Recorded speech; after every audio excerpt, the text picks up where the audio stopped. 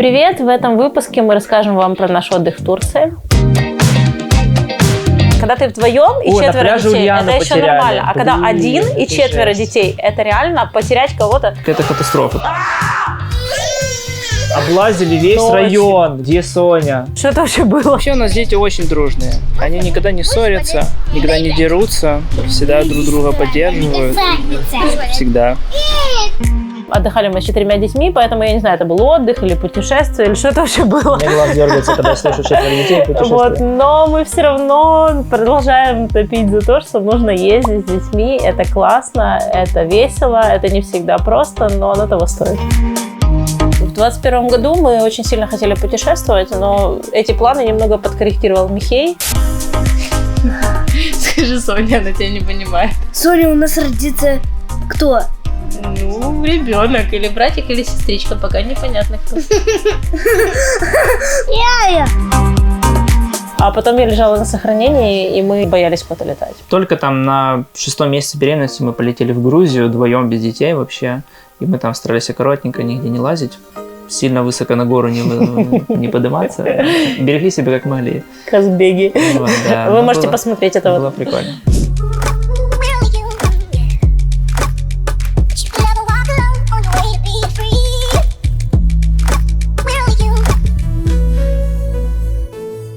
И там дрон, кстати, разбил.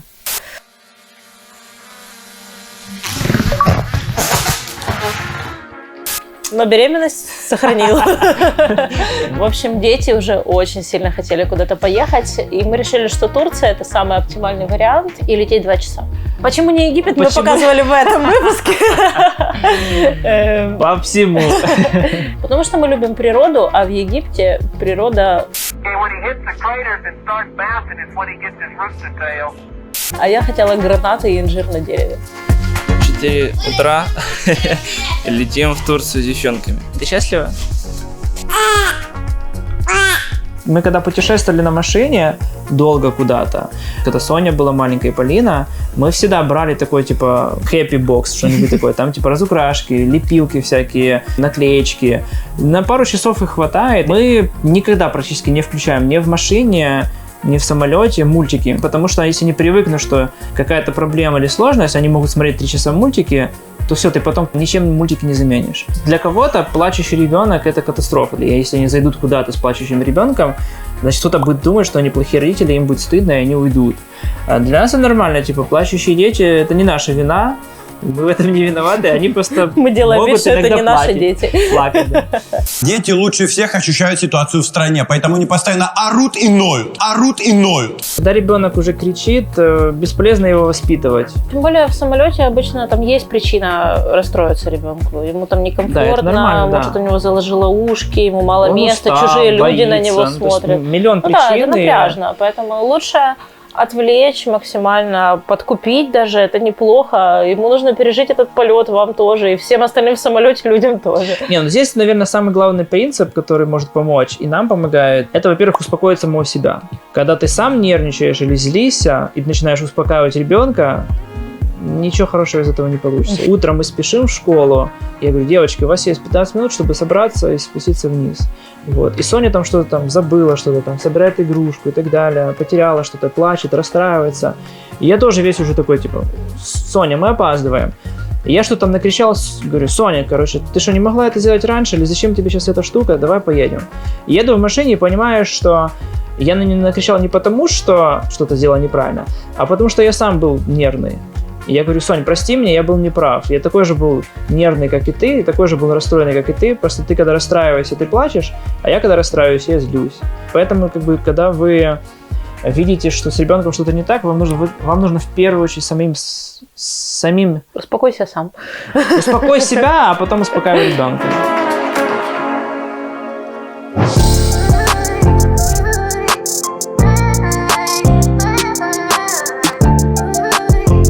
Мы приехали, они такие: бассейн, туда. Мы такие: давайте мы все поспим.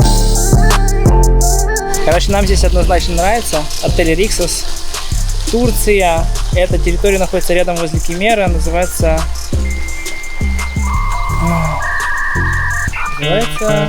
Такирова. А еще полетаю на дроне. Это будет очень красиво. Примерно вот так.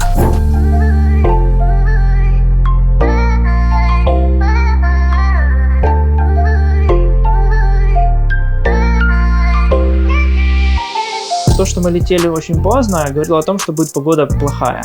И более того, за неделю до вылета мы смотрим на прогноз, а там каждый день будет дождь. С утра до вечера 100% вероятности. И мы прям прилетаем и показывают, что все, с завтрашнего дня начинается дождь, который будет 5 дней.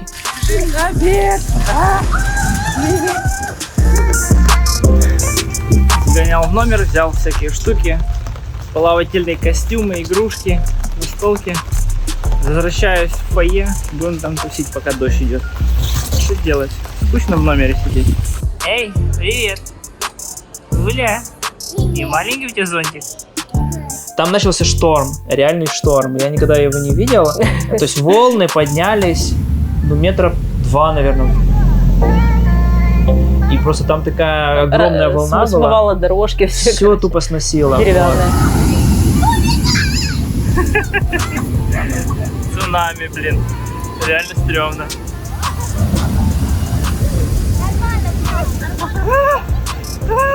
И в какой-то момент, когда волна накрывает и очень много пены, такое ощущение, что там прям снег. У меня даже фоточка есть, где вообще не видно синего цвета от воды, а видно все белое. И это было прикольно.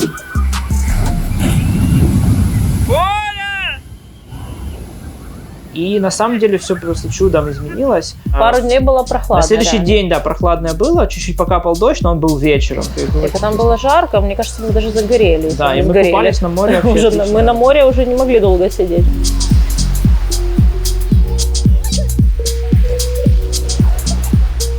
Что Михей недовольный. Хочет к маме. Не-не-не. Что, хочешь к маме? Да, сказал, что хочешь к маме. Сказал, что нет.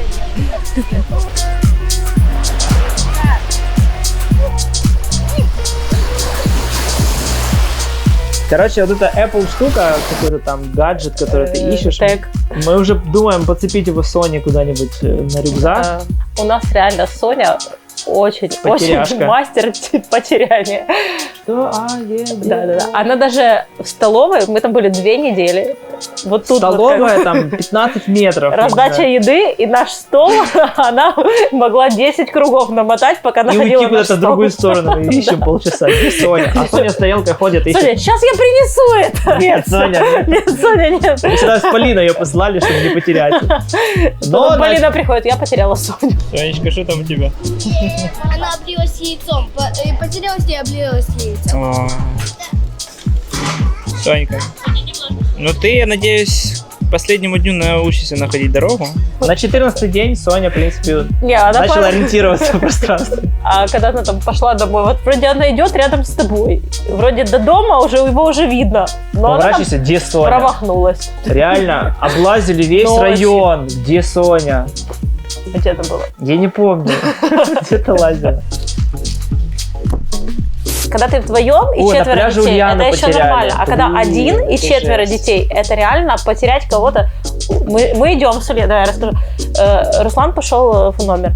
Я иду с коляской, с Ульяной, Соня, которая теряется, мы уже поняли, и Полина. И мы уже Михей в все, коляске. и я уже вижу место, к которому мы идем, и мы уже видим Руслана. Соня пошла звать Руслана. Я смотрю, чтобы Соня не потерялась. Поворачиваюсь, тут была Ульяна, ее уже нет. На пляже, стрёмно, мы давай искать. Я с Михеем на руках везде бегаю, Руслан нервничает. И мы такие, ну, наверное, типа отошла где-то недалеко. Мы прочесали, не знаю, там, 50 метров в одну сторону, 50 в другую. Но она маленькая, ее не видно. И там негде потеряться, это пляж. И я уже думаю, не дай бог она в воде, я уже возле воды там где-то Оно ищу. очень стрёмно. Вот. Оказывается, она пошла в абсолютно другую сторону и очень далеко пошла, ну плачет, как там очень какая-то ее мама нашла. И такая ко мне, знаешь, как вы могли оставить ребенка? Вы что, изверги там? Я такой, спасибо, да, до свидания.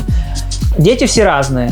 Допустим, Полина никогда не терялась, не было с ней никаких... Но это не значит, что она лучше или хуже, или Соня там какая-то странная, она там типа невнимательная, или мы плохие родители. Нужно перестраховываться и искать методы решения каких-то потенциальных проблем. Но сидеть дома не вариант. Мы даже начали типа с Соней учить телефон. Так, Соня, учи мой телефон. 093. Она его реально не смогла выучить. Каждый раз новые цифры. И причем я типа через пару дней прохожу возле столовой, стоит бабушка с внуком.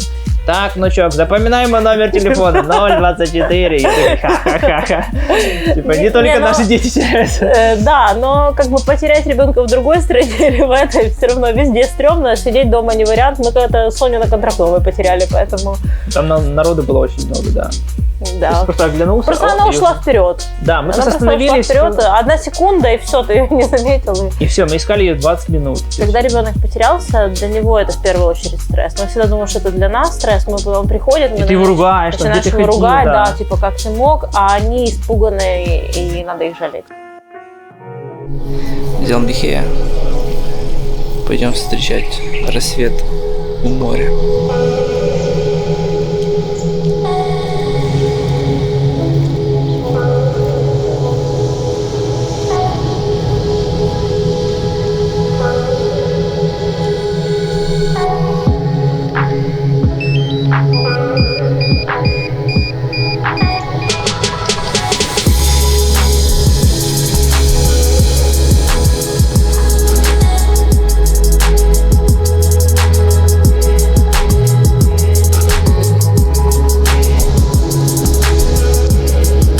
Как мне вот этот период нравится вообще. Говорить даже ничего не могу. Слов нету. Посмотри, цветочку, город. Везде зелень, мелень. Аними. Охраняй. Уля, ты охраняешь? А можешь дать мне? Нет, Не, нельзя? А чё? Тоня. А если тебе конфетку дам? Нет? Ладно? Эй, а Соня сказала никому не давать. Ты забыла? Да. Ой-ой. Нужно охранять. Никому не дала, открывай руку. Хух, на месте. Плюсы путешествия с детьми на самолете, то, что у вас будет всегда много багажа разрешенного. То есть вы можете 6. взять с собой на каждого ребенка плюс чемодан. Можно всяких ракушек попривозить кучу. Камней, конечно же, всех. Этот камень мне нужен, и этот камень мне нужен. Такой большой, Полина, давай выберем Он поменьше. плоский. А сложность, ну, во-первых, собрать вещи для всех детей, ну, понятно, что это достаточно сложно. Во-вторых, ты не знаешь, будет холодно или тепло в ноябре. Когда ты берешь запасную кофту умножить на 6, ты берешь 6 запасных кофт. Трусов, маек, Да, шапок. а еще они шпачкаются 3 раза в день, и нужно, ты же не будешь там стирать. А там стирать очень дорого. Стирать дорого. Легче купить в H&M, мне кажется, запасных кофт. Девочки берут чемодан или сумку, того, кто там, ну, чемодан, они могут сами его везти, и рюкзак. В рюкзак они кладут то, что им нужно в самолет. Тем более, ты же летишь на самолете 2 часа, но ты можешь еще на трансфере потом 2 часа добираться до отеля, это тоже надо учитывать. Поэтому какой-то минимальный набор в рюкзаке есть, чтобы они не дергали: мама, дай салфетки, мама, дай вот это, у них все есть в рюкзаке. Конечно, у нас есть минимум лекарств, которые мы берем, жаропонижающее, есть тригидрон. С Ульяной я всегда беру еще средства от аллергии. Есть фенистил, если сильно кто-то кого-то укусит. Ушные капли, потому что ночью срочно искать врача это нереально. Главная аптечка – это страховка. Как дела? Чудесно. Как денек? Восхитительно. Ты сколько спал, интересно? Ну ладно, тебе сложно считать, я поняла уже. Короче, сегодня Михей разбудил нас с утра пораньше, и Руслан героически пошел гулять с коляской, а я досыпал. Тут лицо человека, который отдыхает с 4 детьми и наслаждается этим. Так, я не готов. А еще пытается придумать классную историю для влога, и это как-то сложно идет. Скоро дети вырастут, не переживай. Тебе хорошо отдыхается? Невероятно. Вообще для нас поездка куда-то за границу это не отдых, это приключение. Почему-то в этот раз мы решили, что отдохнем. Я не знаю, мы всегда настраиваемся, что это путешествие, это не отдых. Сначала мы решили, что мы отдохнем, потому что детский клуб, и дети будут в детском клубе. Но Наши дети почему-то его не заценили, и тем более Ульяна... единственное, что вечером они ходили на мультик. О, в детском клубе будет мультик, мы идем, и все. Мультик мы могли им сами включить. Да, а там всякие поделки, там детская площадка. Дискотека. всякие штуки. Кто там вопросы, чьи дети танцуют на дискотеке. Я всегда восхищаюсь. Была Наши дискотека? дети. Ну, вечером такие соку-соку, бачу-бачу, а наши нет. Уля, где сестры твои? Нет. Эй, ты не боишься в папу кидать шишки? Получай.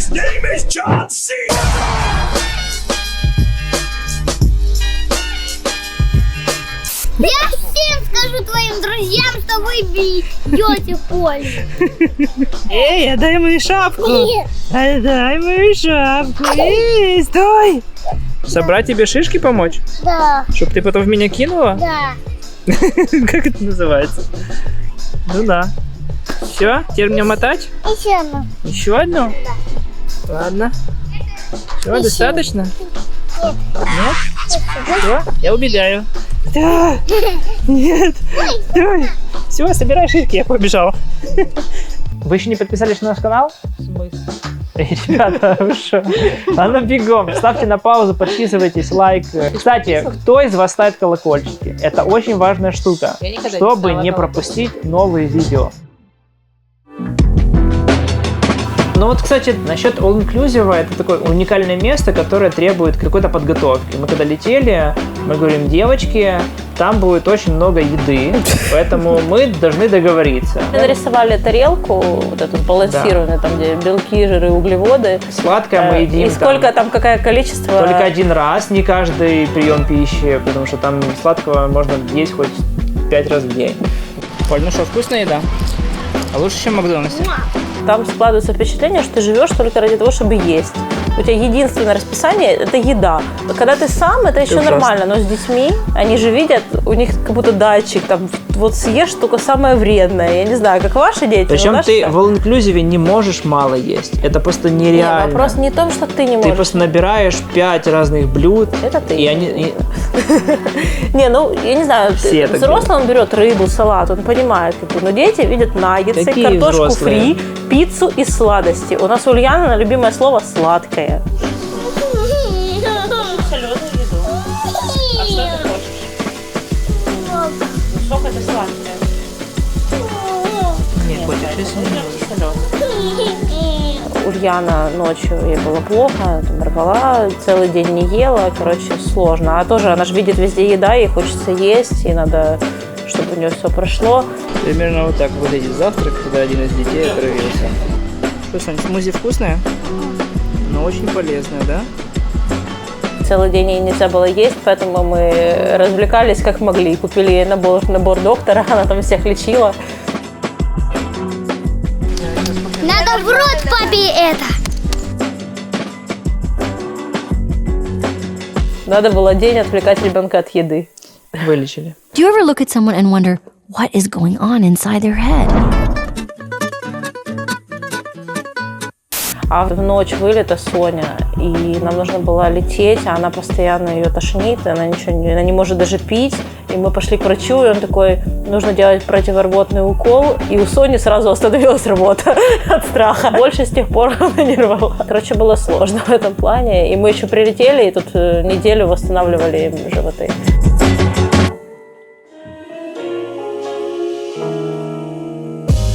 В эту поездку мы поняли, что Полина реально уже в таком классном возрасте, она 9 лет, она нам очень помогала. Мы могли ее... Она могла отводить детей в детский клуб, забирать их, она могла побыть с кем-то. Даже Ульяна по возрасту еще не подходит под детский клуб, но если она шла с Полиной, то можно было. Поэтому у нас были всякие подкупы. Полина, забираешь Соню и Ульяну, идешь в детский клуб, а мы там что-нибудь. В целом сказали ей, что типа ты молодец, ты выходишь на новый уровень. И чтобы она чувствовала себя такой же, как и они, маленькая девочка и там так далее. Ну да, у Полины есть свои поблажки. У нее больше ответственности, и у нее больше каких-то... Например, она позже ложится спать. Или ей можно... Самой смотреть мультик. Они там играют, а ей можно пойти почитать и побыть одной. Там, ну что-нибудь там. Да, то есть мы не напрягаем ее абсолютно всегда. Ну, у Сони тоже есть ответственности. Соня классно играет с Ульяной, она ее классно отвлекает, она хорошо... Главное, чтобы следили за ними, чтобы с ней в поле зрения чтобы были. не потеряли семги. Не пошли гулять куда-то в лес. Вопрос вообще подготовки детей к новому ребенку. Раньше он для нас стоял остро, потому что когда Полина была, и мы думали, сейчас появится Соня, как они, а потом там появится третий ребенок. Вот. Сейчас уже, когда у тебя 4 детей, появление нового ребенка, кто-то даже типа, о, новый ребенок, окей, Да, типа, я уже там сбился со счета, сколько Нет, у вас. у нас просто всегда мягко как-то это проходило. Полина была очень рада Соне. Она просто мега... Не было не то, что ревности, она наоборот, она была счастлива, что у нее сестричка. Как раз сейчас это первый раз, когда мы почувствовали вот Ульяна, у нее как-то на подсознательном уровне, ну не ревность, но вот она хочет быть маленькой и всячески требует к себе внимания, и это чувствуется. Вот она до рождения Михея, она спала в отдельной комнате, Михей родился, она уже спит с нами в нашей комнате. Это как бы коротко про то, что происходит. Я у нее четко вижу вот все книжные... Ну, конечно, ей 2 годика, она еще... Даже Полина, Соня... Слушай, Полина была в таком же возрасте. Я больше переживала за Полину, если честно, в этот раз. Что ей будет очень тяжело, да? Потому что она старшая, она уже понимает над нагрузку. 3 детьми. И когда-то она говорила, что она больше не хочет уже братьев-сестер. Вот. Но сейчас я вижу, что все идет хорошо. И даже вот недавно мы с ней разговаривали, Полина, сколько ты хочешь детей? Она говорит, 4. Не, вообще у нас дети очень дружные. Они никогда не ссорятся, никогда не дерутся, всегда друг друга поддерживают и обнимаются, целуются всегда. Я не говорила. Да. Вообще, серьезно, замечательно. Один из вызовов многодетного родительства – это всех мирить. Вроде сейчас они такие так мило общаются, дружат и мило играют. Через 2 минуты они могут абсолютно поссориться, кричать, плакать и разойтись по разным комнатам. Ты никогда не знаешь, когда это произойдет. Раньше, пару лет назад, думал, что что-то не так, типа, с нашими детьми, мы что делаем неправильно. Но практика показывает, что, типа, это нормальное явление, когда дети ссорятся, ругаются, потому что они становятся личностями, то есть у него есть желания, территории, там, амбиции и так далее. Кто-то, Полина хочет молчать и тихо сидеть, ни с кем не общаться. Соня хочет болтать и петь. Хочет всегда петь. Вот. И Полина просит, чтобы она не пела, а Соня просит, чтобы она дала ей петь. Ну, как бы, их нужно учить преодолевать эти моменты. Не просто говорить, молчите, там, не ругайтесь, или перестаньте, что вы ссоритесь, почему вы опять ссоритесь. Это не помогает, потому что я в какой-то момент словил себя на мысли, откуда они будут знать, что нельзя ссориться, или что не надо ссориться. И когда они ругаются, мы думаем, как будто они думают, как взрослые. И мы говорим, почему вы поругались, зачем вы поругались, вам же неприятно это. И они такие смотрят на это. И я просто пытаюсь им постоянно эту фразу типа, настаивать на ней, что если вы поссорились обе, вы проиграли обе. Вот. И сейчас у них уже получше получаются такие вещи. Я думаю, что еще там лет 5, и они научатся. Я видел, она обнимала Соню. Все. Значит, ты ее любишь. Значит, ты любишь свою сестру.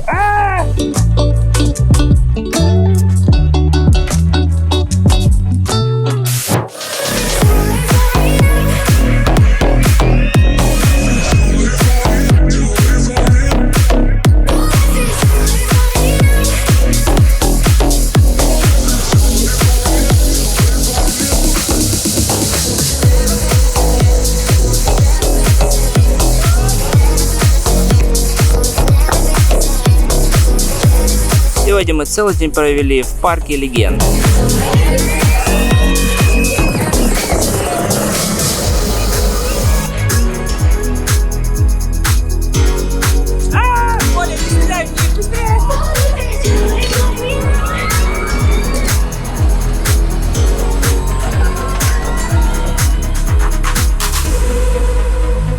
Может сложиться впечатление, что у нас какие-то особенные дети, или мы супер крепкие характером, и нам очень легко путешествовать, у нас нет сложностей. Сложности с детьми всегда будут, особенно в путешествиях, потому что это ты выходишь из зоны комфорта, это сложно. Особенно, когда их 4. Когда их 4, ты вышел из 4 зон комфорта. 4 раза больше. Вот. Но, конечно, оно того стоит. И да, в моменте путешествия ты их испытываешь, эти сложности, они тебя могут напрягать. Ты даже иногда будешь думать, блин, зачем мы сюда поехали с 4 детьми, мы вообще же не отдохнули. Но я уверен, что пройдет год, мы будем смотреть это видео и будем понимать, такое классное время было, классно, что мы поехали, решились. Не будет идеального возраста или идеальных условий, или идеальной страны для путешествия. Всегда выйти из дома – это какой-то вызов. Тебе нужно собрать вещи, тебе нужно найти документы. Тем более, если ты едешь с детьми, это всегда будет какая-то сложность, потому что это что-то новое, непривычное, и нужно преодолеть себя. Но мы же не начинали с этого, мы начинали с каких-то маленьких вещей. Когда-то для нас просто пойти на пикник с детьми на пару часов было сложно. Поехать куда-то на машине пару часов в какой-то другой город было сложно. Экклезиаста я перечитывала, и там он пишет, когда радостно, веселись.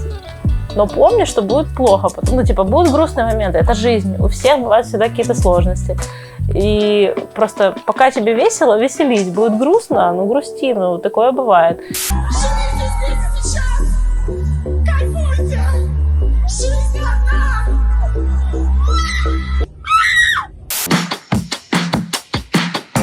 Так быстро пролетел этот год. 2021 был очень непредсказуемым. И хотя все пошло не по плану, мы благодарны, что это было именно так. Конечно, главное событие – появление Михея, нашего 4-го ребенка. Вообще, этот год был очень насыщенный яркими моментами, радостными и не только.